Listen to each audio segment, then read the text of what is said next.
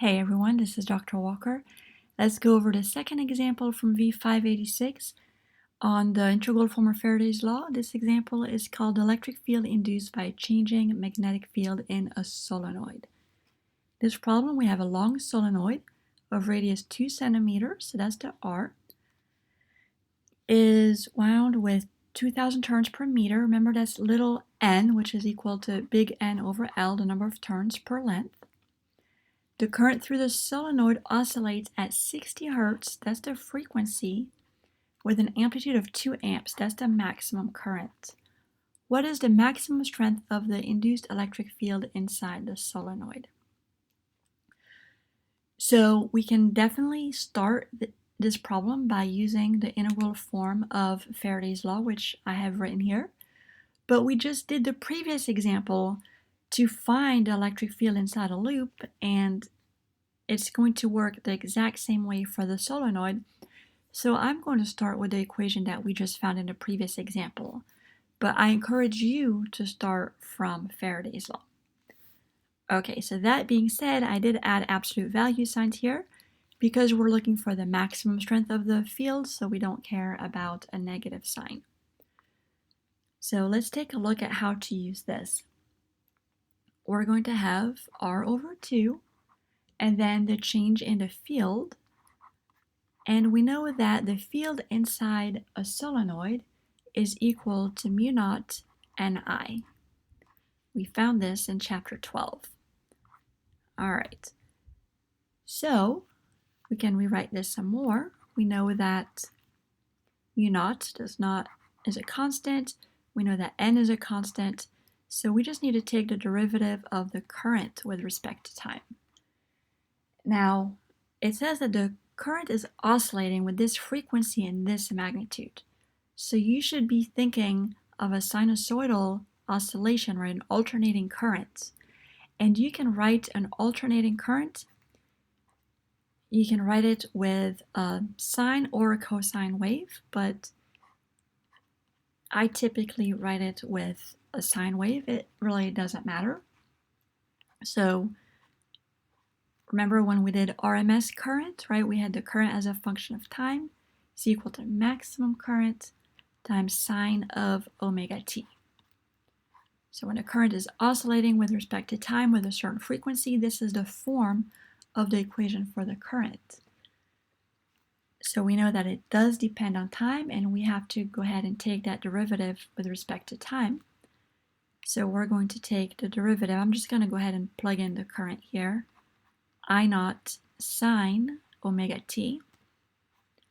We know that the derivative with respect to time is going to be the cosine of omega t multiplied by omega. So we're going to have R over 2 mu naught n, take the I naught out since the I naught is the maximum current, that's constant. And the derivative with respect to time of sine of omega t is going to be omega times cosine omega t. All right, so if we didn't have more information, this would just be the answer for what the electric field looks like as at a particular radius at a certain time, right? But since we are given more information and we're looking for the maximum strength, we can get an exact answer. So the first thing is that whenever you have something that's oscillating, there's a trig function. Whenever you're looking for a maximum value, you know that that trig function is going to equal 1. That's how we're going to get our maximum value. So we have E equals R over 2 mu naught n I naught omega. Now we're getting there. We can see that the electric field depends on the distance r, right, from the center. So if we want our maximum field, we know that we want r as big as possible. So E max is going to happen when r is equal to the radius. So let me call this big R, the radius, right? That's going to be the biggest value for r possible is the radius. So now we can just plug in all of our values. R is the radius, 0.02 divided by 2, permeability of free space 4 pi times 10 to the negative 7. And then little n is 2000 turns per meter.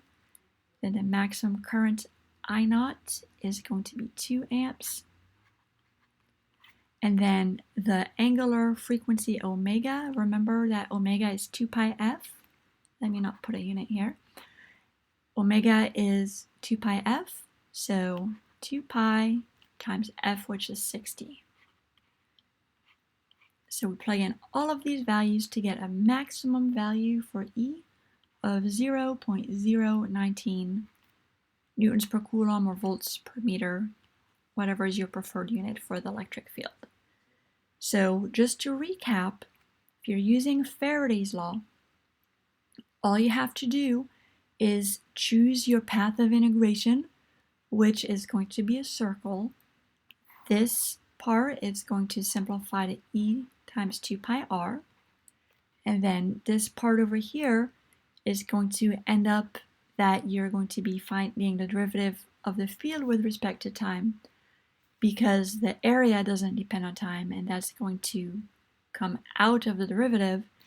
And so you're going to be essentially starting with this equation that we found in the previous example.